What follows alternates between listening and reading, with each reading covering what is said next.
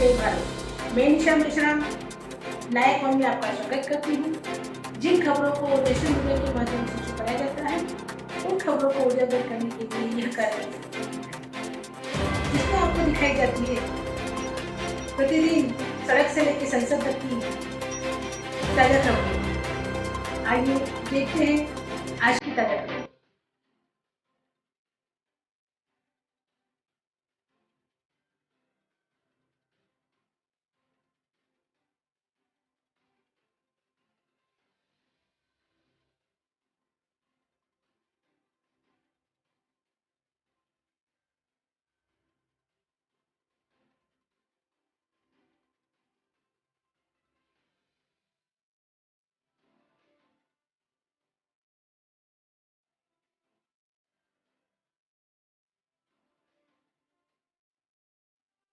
कारण हमारा एमपी तथा प्राइम मिनिस्टर के साथ में इन्होंने जो बातचीत किया वो भी आप लोगों का सामने रखा और इन्होंने और एक अनुरोध सबसे किया कि ये जो मुहूर्त है ये मुहूर्त में पीछे रहने का मुहूर्त नहीं है।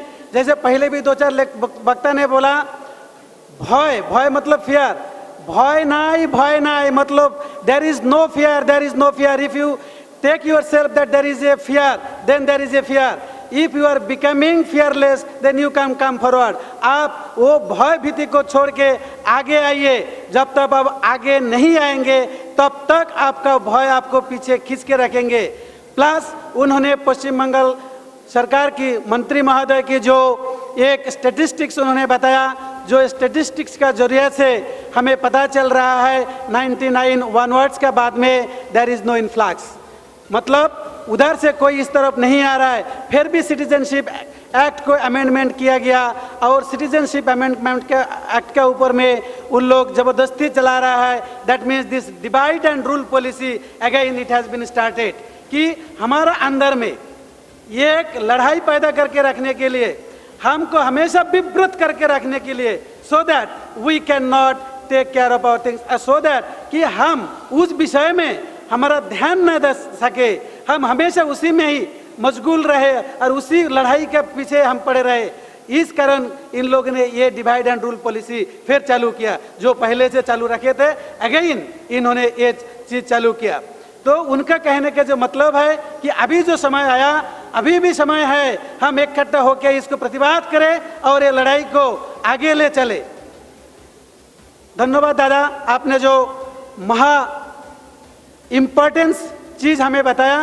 आपका ये उपदेश तथा आपका जो सजेशन है ये हम लोग बहुत गहर से गहर करेंगे और आपका बातों के अनुसार हम लोग आगे बढ़ने के लिए कोशिश भी करेंगे। नाउ अभी मैं कैप्टन बर्वे साहब को इस सब्जेक्ट के ऊपर बोलने के लिए मैं अनुरोध कर रहा हूँ। कैप्टन बर्वे प्लीज़ आप माइक पर आइए और आपका वक्तव्य इस दिशा में रखिए।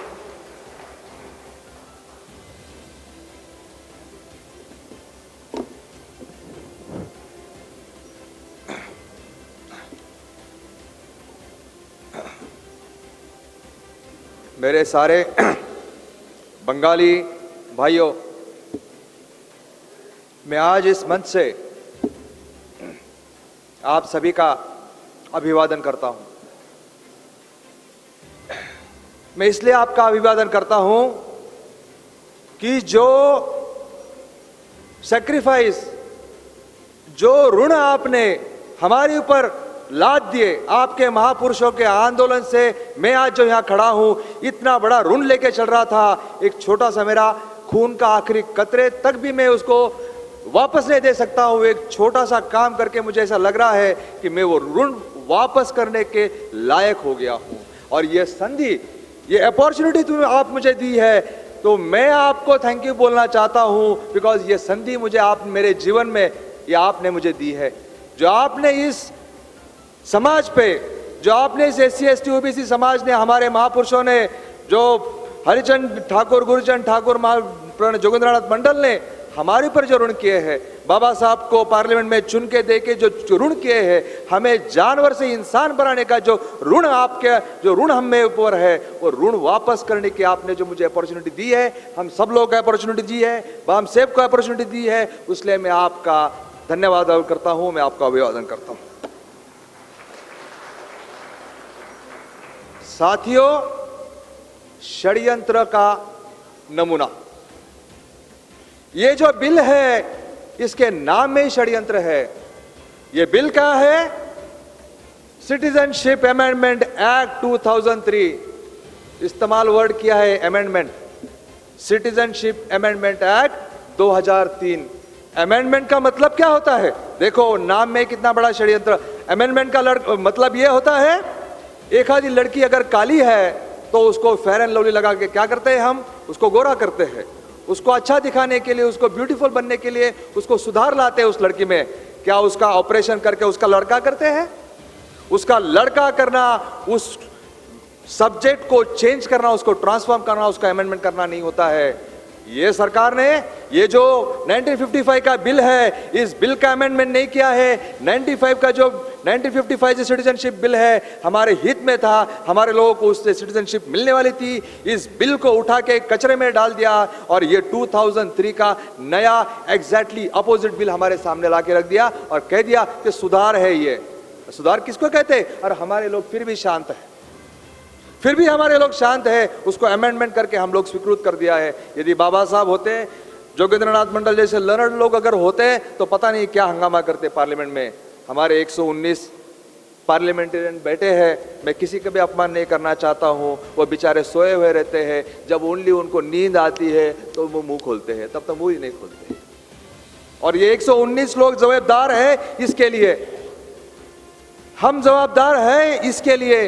बिकॉज जो महाप्राण जोगेंद्रनाथ मंडल और बाबा साहब के समय जो आंदोलन खड़ा हुआ, वो आंदोलन फिनिश हुआ। अगर वो आंदोलन होता तो इस देश के जो लोग हैं, जो 3% लोग हैं, जो उनको इस देश से कोई मतलब नहीं है, ये लोग हमारे विरोध में कोई न्याय बनाए, हमारे विरोध में कोई कानून बनाए। मेरे कोई साथी हम बात कर रहे थे, वो कह रहे थे अरे साहब अभी ये जो सिटीजनशिप बिल एक्ट है, क्या ये हो सकता है? तो मैं कहा 2000 साल से मेरे घरे में एक मटका था और मेरे पूछ के पीछे एक झाड़ू लगाया था, मैं अनटचेबल था। अगर मेरे महापुरुष समझते कि 2000 साल की बात अगर हम चेंज नहीं कर सकते हैं तो क्या मेरे महापुरुषों ने आंदोलन किया होता? मेरे महापुरुषों ने 2000 साल की बात चेंज की, क्या हम 50 साल की बात चेंज नहीं कर सकते हैं? एक महापुरुष आगे आता है, 2000 साल का इतिहास बदली कर सकता है। हम हजारों तादाद में हम इंटेलेक्चुअल वर्ग इधर खड़ा बैठा हुआ है कि हम 50 साल की बात जो हम पे जो लादी गई गुलामी, अन्याय है कि हम वो चेंज नहीं कर सकते हैं। पर एक ये सम्मेलन में कुछ नहीं होने वाला। 50 साल जो हम पे अन्याय हुआ है, 50 साल के हमारे ऊपर जो ये लोगों ने जो अन्यायकारक बात की है, इसको चेंज करने के लिए थोड़ा समय लगेगा, पेशेंस लगेगा। साथियों, मैं आर्मी का एक ऑफिसर हूँ। आर्मी के ऑफिसर में एक बात होती है और ये हमें कहा जाता है कि पाकिस्तान हमारा दुश्मन है। जब मुझे विश्वास होता है कि पाकिस्तान मेरा दुश्मन है, ये विश्वास मेरी लड़ाई को आधी तरह से जीत लेता है। मेरे पास जो हथियार है वो तो बाद में काम करते हैं, पहला मेरा विश्वास होना चाहिए। अगर मुझे विश्वास है कि ये सिटीजनशिप बिल 2003 को हम उठागाड़ के फेंक देंगे, हम हमारे भाइयों को शरणार्थियों से इस देश का सिटीजन बनाने में काबिल हो जाएंगे, अगर हम लोगों में विश्वास है तो हम आगे चल के इसमें सफल हो सकते हैं। हमारे दिल में अगर विश्वास नहीं है तो हम यहाँ बात करके या बात सुनने के लायक नहीं है। हमें विश्वास होना चाहिए। कल जो सावंत साहब आए थे और सावंत साहब कल भी शाम को भी आए थे, जो बातें सामने रखी है वो बातों का अगर गौर करते हैं, वो बातों के हिसाब से चलते हैं तो मुझे लगता नहीं है कि ज़्यादा समय लगेगा हमें ये जो हमारी जो समस्या है इसको सॉल्व करने में ज़्यादा समय हमें लगने वाला नहीं है। रही बात पॉलिटिकल पार्टियों की, साथियों, हमारे जो 119 लोग पार्लियामेंट में बैठे हैं, अगर हम अभी मैं सुझाव देना चाहता हूँ हम क्या करना चाहिए। अगर हम इस विषय को, दादा ने कहा कि इसको पॉलिटिकल लेवल पे लेना चाहिए, हमारे सारे के सारे लोग विभिन्न पॉलिटिकल पार्टियों में बटे हुए हैं। अगर हम हमारे सारे के सारे पॉलिटिकल पार्टियों को अगर एक नहीं करते, वो जो नामुमकिन है, अगर ये सब्जेक्ट को हम पॉलिटिसाइज करने की कोशिश करेंगे तो होगा ये, नेक्स्ट इलेक्शन वो लोग जीत जाएंगे, इस विषय पे हमारा कुछ नहीं होने वाला। ये विषय ऐसा ही रहेगा, 10-15 साल तक ये ऐसा ही रहेगा। इसलिए इस विषय को पॉलिटिक्स से अलग रखना ज़रूरी है। और अगर हम सारे एक हो जाते हैं तो हमें उन पॉलिटिशियन 119 पॉलिटिशियन को मजबूर करना है, हमें उनके पास जाने की कोई ज़रूरत नहीं है। उनको मजबूर करना है कि तुम आंदोलन के तहत, बाबा साहब का जो आंदोलन है, महात्मा फुले जी का जो आंदोलन है, उसके तहत तुम पार्लियामेंट में जाके बैठे, हमारे पे कोई उपकार नहीं है, अभी समस्या निर्माण हुई है, इस समस्या का समाधान करने के लिए तुम हमारे पहलों के पास आने चाहिए, इतना मजबूर करना चाहिए। उसलिए हम अपने बीच में के जो पॉलिटिकल डिफरेंसेस है उसको बाजू में रखे। अब हमारे काफ़ी भाई इधर अलग अलग पॉलिटिकल पार्टियों में बैठे हैं, मैं आपका अपमान नहीं करना चाहता हूं, मगर हमको हमारे जो नेता, जिसको हम तथाकथित नेता कहते हैं, उनको हम मजबूर करेंगे। अगर हमारे 119 लोग भी अगर एक होते हैं तो ये जो बिल है इसको कचरे के कुंडे में डालने के लिए ज़्यादा समय लगने वाला नहीं, बिल्कुल समय लगने वाला नहीं है। अब मैं ज़्यादा बात नहीं करूँगा इस विषय पे। कल सावंत साहब ने कहा कि हमारे लोगों को एजुकेट करना पड़ेगा। साथियों, जब ये सारा मामला शुरू हुआ, मैंने हमारे जो पत्रकारिता है, हमारे जो माननीय कपिल जी ठाकुर है, जो निखिल भारत के संपादक है, जो गौरंग सरकार है, जो अधिकार पत्रक संपादक है, गुनाधर बर्मन जी है, तपन मंडल है जो आत्मनिरीक्षण के संपादक है, जो दलित कथा नकुल मलिक है, ये जो हमारे जो संपादक है, इनको एक एक लेटर लिखा था। एक एक लेटर लिखने के बाद भी ये लोगों ने अपने मैगजीन में इस विषय का बड़ा प्रचार किया। और हम जब सब लोग आज इधर आए हैं, इस जो चिंगारी हम ये आंदोलन की जो निर्माण कर रहे हैं, हमारे आंदोलनकर्ता जो हमारे पत्रकारिता है उसके कारण है। सारे के सारे पत्रकार भाषण में तरबेज नहीं होते, भाषण देने का उनको ये नहीं होता है, और उनका जो मैं लेख पढ़ा हूँ, उनके जो भाषा है, उनके जो उनकी लेखनी है, उसमें तलवार की ताकत है। और मैं सारे पत्रकारों को यही अनुरोध करूंगा, इसके बाद हमें कोई कविता लिखनी नहीं है। हमारा सारा के सारा मैगजीन, जब तक हमारा ये आंदोलन पूरा नहीं होता है, सारे के सारे पन्ने इसी के ऊपर होने चाहिए और कुछ नहीं होना चाहिए। जीवन का हमारा एक ही मकसद होना चाहिए कि हमारे जो भाई है, शरणार्थी में कभी नहीं कहूंगा, अरे मेरे देश में मैं शरणार्थी कैसा हो सकता हूं? क्या हमने पूछा इस ब्राह्मणों को जो 2500 साल पहले आए कि तुम शरणार्थी है? डॉक्यूमेंट कहां है? 2500 साल पहले ये ब्राह्मण बाहर से आए हैं और आज हमें शरणार्थी कहते हैं। अरे मेरे बाप की जगह में मैं शरणार्थी हूं और मैं भीख मांगने जा रहा हूं। हमें भीख मांगना नहीं है, और बाम साहब कभी भीख मांगने का कार्यक्रम करती नहीं। बाम साहब का कोई भी एजेंडा भीख मांगने का होता नहीं है। हम लोगों को इकट्ठा करेंगे और हमारा अधिकार हम छीनेंगे, इतना हम आपको आश्वासन दे सकते। साथियों, मैं कहा हमारे में काफ़ी चांसी डॉक्टर है, हमारी जो समस्या है एक दिन में हल नहीं होती है, ये जो बीमारी एक दिन में जाने वाली नहीं है। इसको हम लगातार कोशिश करेंगे। और जो हमें जो सपोर्ट मिला है, और सावंत साहब ने इतना, एक ओबीसी के वो आदमी है, मगर इतना वो लोगों ने इंटरेस्ट लिया है, और इतने बड़े पैमाने पे वो इतने बुजुर्ग होने के बाद भी इंटरेस्ट ले रहे हैं। कल आए, शाम को उनकी तबीयत ठीक नहीं थी, फिर भी आए, 1 घंटा बैठे और उनने बोला एक बेस पेपर तैयार करो, और बेस पेपर तैयार करके इस विषय को इंटरनेशनलाइज कैसा किया जाए उसके बारे में जानकारी दी। और बोले कि बेस पेपर सबमिट करने से पहले मुझे पहले पूना भेज दो, मैं पढ़ूंगा, उसके अंदर क्या खामियां क्या कमियां है वो देखूंगा, और फिर आपने उस पेपर को सबमिट करना है। तो उनने जो बात की हमसे कल, उससे मुझे 101% लगता है कि हम इस विषय में सक्सेसफुल हो गए और ज़रूर हो गए। साथियों, कल हमारी एक दीदी ने यहाँ बोला भाषण में कि हम क्यों जाए इस देश से, जाना है तो उनको जाने दो। बिल्कुल सही बात कही।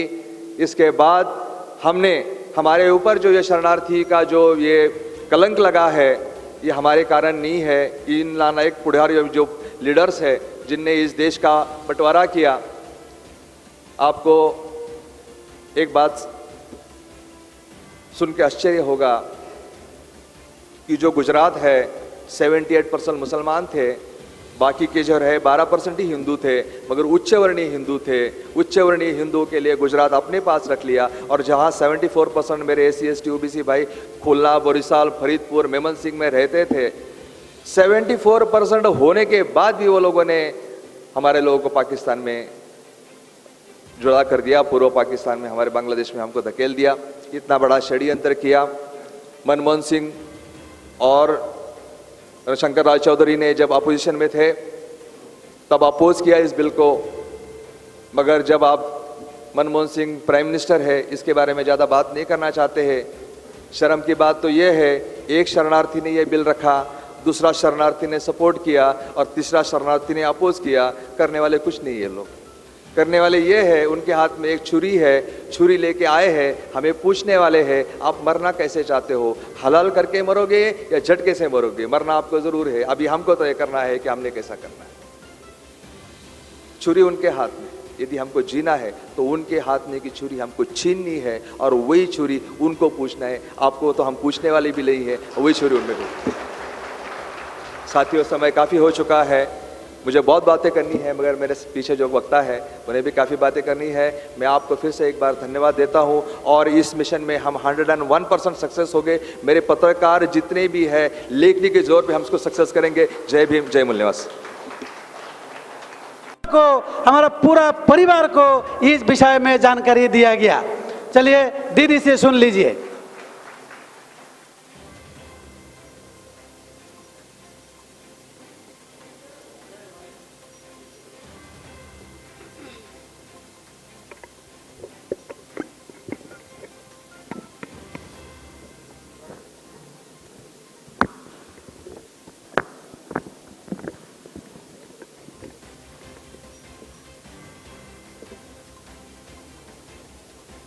साथियों,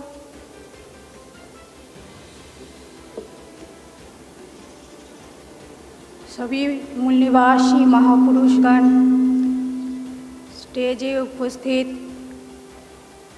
हमारा राष्ट्रीय अध्यक्ष वाम सेवका ब्राह्मण विश्राम जी, प्रधान अतिथि, उपस्थित वक्तागण और सभी साथियों को मेरा जय मूल निवासी। आज का सब्जेक्ट है सिटीजनशिप अमेंडमेंट बिल 2003।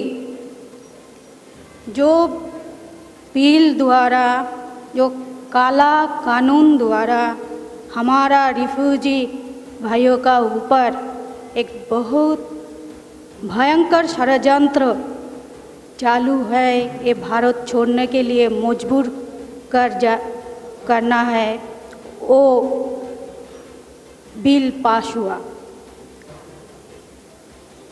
हमको देखना चाहिए कि यही फर्स्ट टाइम है जो रिफ्यूजी लोगों का ऊपर फर्स्ट अत्याचार चालू हुआ।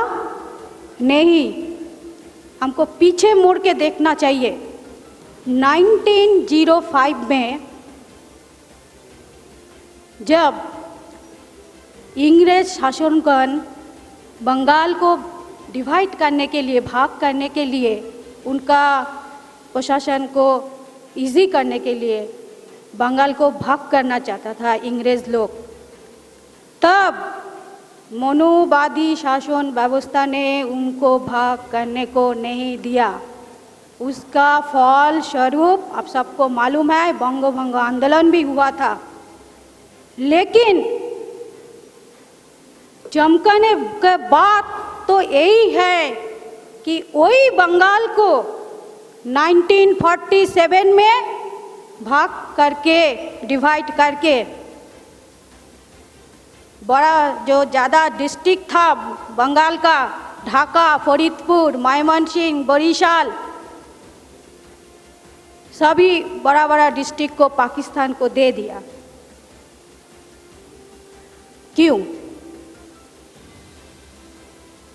इसलिए दिया क्योंकि वो मनुवादी शासन व्यवस्था, वो जो लोग था, वो लोग को डर था।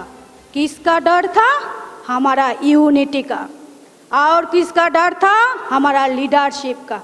हमारा महान नेता महाप्राण जोगेंद्रनाथ मंडल का लीडरशिप में डॉक्टर बाबा साहेब आम्बेडकर को बंगाल से चुन के पार्लियामेंट में भेजा था। इसका फलस्वरूप पूरा भारतवर्ष का मूल निवासी डिप्रेस क्लासेस का जितना लोग है, सबका भाग्य आज देखो किधर से किधर आ गया।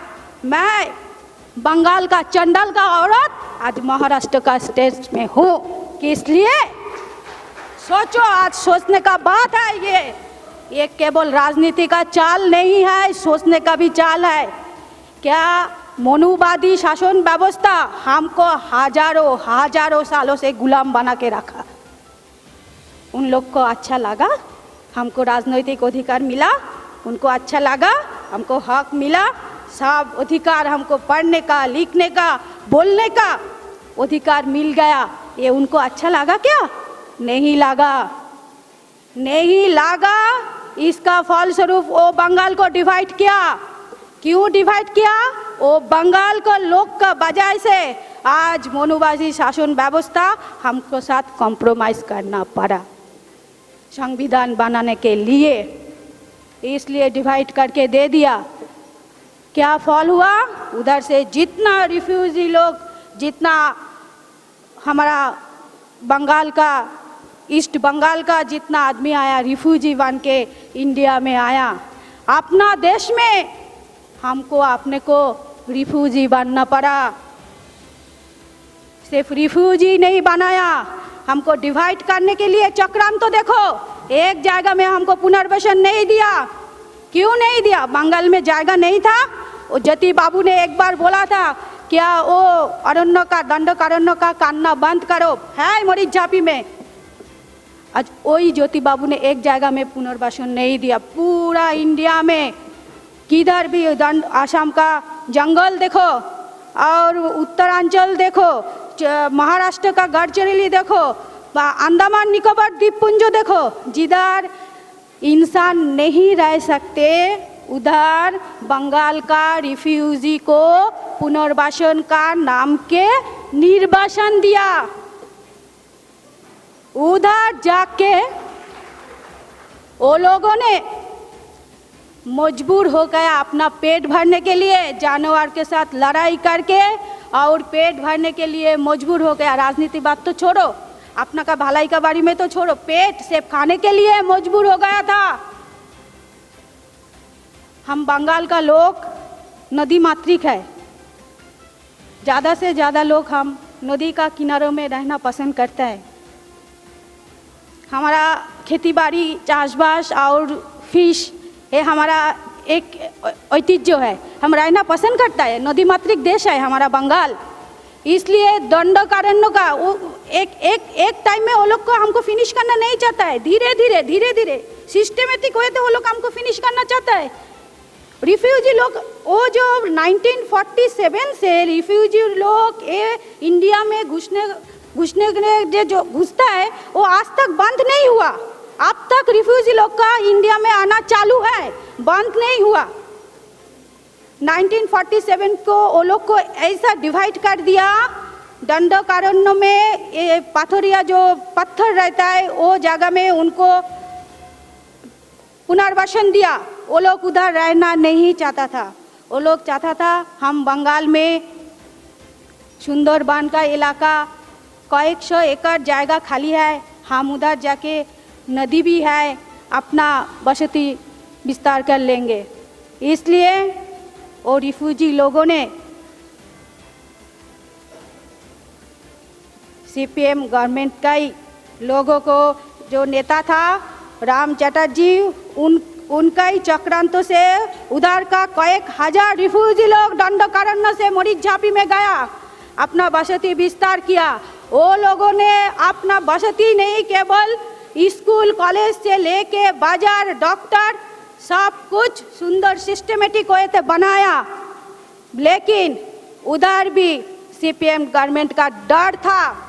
अगर डर नहीं था तो क्या कारण था वो लोग को उधर से ऐसा अत्याचार करके निकालने का? सीपीएम गवर्नमेंट प्रशासन द्वारा वो मरीज झापी लोगों का ऊपर अत्याचार चालू किया। माँ बहन को प्रशासन लोग द्वारा इज्जत लुटाया, छोटा छोटा बच्चा को माँ का सामने गोली करके मारा, औरत लोग को घर से खींच के गोली करके मारा, रेशन बंद कर दिया, पीने का पानी बंद कर दिया। रात का अंधेरा में जब उधर का मेंबर लोग थोड़ा बहुत पानी और खाबर के लिए नदी में लॉन्च लेके थोड़ा खाबर के लिए दूसरा ग्राम में जाने के लिए तैयार हुआ तो माँ नदी में वो लोग को डुबा के मारा, लॉन्च द्वारा, प्रशासन द्वारा। क्यों साथियों? उधर भी दर्द था। इतना संख्यक लोग एक साथ, डिप्रेस क्लासेस लोग हम एक साथ रहेंगे, हमारा फिर से यूनिटी खड़ा हो जाएगा। सिर्फ इसी वजह से मोरी जापी में वो अत्याचार हुआ था, जो अत्याचार हिटलर का यहूदी अत्याचार से भी ज्यादा भयंकर है।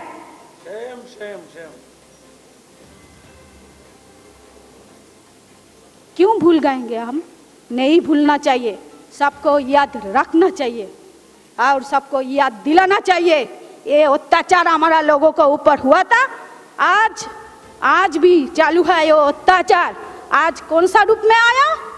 सिटीजनशिप अमेंडमेंट बिल, संशोधनीय बिल। कौन सा बिल? हमारा देश में हमको ही सिटीजनशिप से निकालने देना चाहते हो तुम लोग? हम ये देश का मूल निवासी है, हम बाहर से नहीं आए हुए हैं, और आज हमको ही निकालना चाहता है। क्यों? क्योंकि साथियों, आज भी वो लोग को डर पैदा हुआ। आज हमको मूल निवासी बोलता है। अगर वो लोग का सामने ये तो खड़ा हो नहीं जाएगा कि हम बाहर से आए हुए हैं, हम ही उनको भगा दें। आज सिटीजनशिप बिल जो लोग 1947 में भारत में आया, आप सोचिए, सिर्फ भाग्यों को साथ में लेके वो लोग आया था, कुछ नहीं लेके आया साथ में। छोटा छोटा बच्चा लोग और फैमिली लेके इधर आया। सिर्फ इधर आके वो बॉर्डर स्लिप किसके पास रहता है?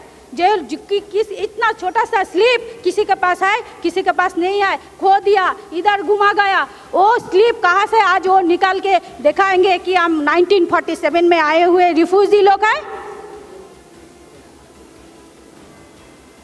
और 1971 के बाद जो लोग आया, वो लोग इधर का वो माइग्रेशन रहते हुए भी सिटीजनशिप नहीं मिलेगा। वो लोग को डिक्लेयर कर दिया, नहीं मिलेगा। साथियों, टाइम भी हो गया, मैं ज़्यादा समय लेना नहीं चाहती हूँ, फिर भी मैं जाते जाते एक रिक्वेस्ट करूँगी। आज जो सिटीजनशिप बिल अमेंडमेंट बिल हमारा चालू हुआ, क्या हमारा प्रतिनिधि पार्लियामेंट में नहीं था? क्या हमारा अपना राजनीतिक दल जो बोलता है वो नहीं है? किसने उठाया ये मुद्रा? किसी ने नहीं उठाया ये मुद्रा। याद रखो साथियों, याद रखना ही पड़ेगा। अगर आज हमारा सामने अपना संगठन साहू, फूले, अंबेडकर, गुरुचांद, हरिचांद ठाकुर, जोगेंद्रनाथ मंडल जी का विचारधारा को साथ में चलते हुए एकमात्र संगठन है बामसेफ।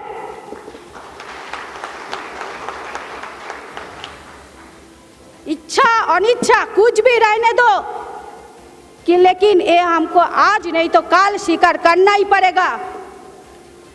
ताई मैं रिक्वेस्ट करती हूँ सबको, बंगाल का जो माँ बहन लोग इधर आए हुए हैं, ज़्यादा से ज़्यादा मैं उनको भी रिक्वेस्ट करूँगी, क्या आज आदमी लोग के साथ हमको भी, औरत लोग को भी साथ देना पड़ेगा। ये जो प्रॉब्लम खड़ा हुआ, ये प्रॉब्लम के द्वारा आज हम लेडीज़ लोग को ज़्यादा से ज़्यादा साथ देना पड़ेगा। लेडीज़ लोग अगर आगे नहीं आएंगे, एक बात हमको याद रखना है, जब जोगेंद्रनाथ मंडल जी वो संगठन चलाया था, बाबा साहेब का जो शेड्यूल कास्ट फेडरेशन का एक शाखा बंगाल में बना हुआ था 1942 में, वो और उस टाइम जो संघर्ष का माध्यम से बाबा साहेब को पार्लियामेंट में भेजा था, उस टाइम पे 5 औरत था उनका साथ में, उसमें से एक नानी अभी तक जिंदा है। याद रखना चाहिए, भूलना नहीं चाहिए। इसलिए हमको आगे बढ़ने का है, मिस्टर लोग को आगे बढ़ाने का है। ये प्रॉब्लम हमारा है, हमको सोचना चाहिए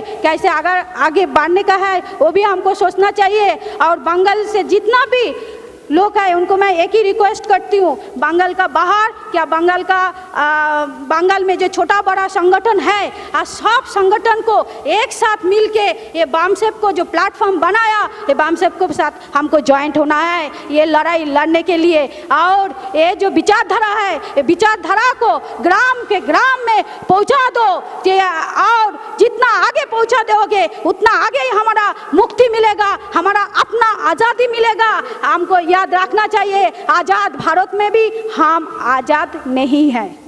साथियों, इतना बोल के मेरा 2 शब्दों में समाप्त करती हूँ। जय भीम, जय भारत, जय मूल निवासी।